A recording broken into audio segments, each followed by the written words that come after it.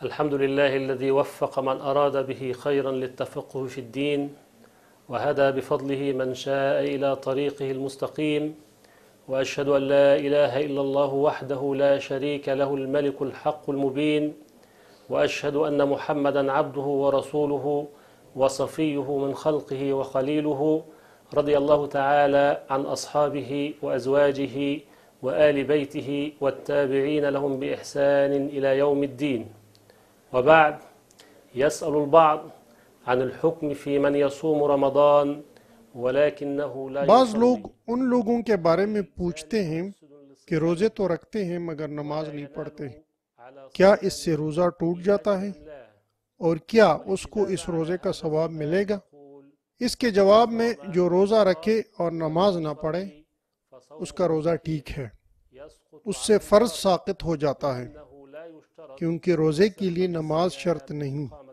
لیکن وہ نماز ترک کرنے کی وجہ سے گنہگار ہے اور گناہ کبیرہ کا مرتکب ہو رہا ہے، اور اس پر لازم ہے کہ وہ اللہ کے حضور توبہ کرے۔ اسی طرح لوگ روزے کی حالت میں اپنے بیوی کو بوسہ کرنے کے بارے میں پوچھتے ہیں۔ اس سوال کے جواب میں جمہور فقہا کے نزدیک اگر بوسہ لذت حاصل کرنے کے لیے ہو تو مکروہ ہے،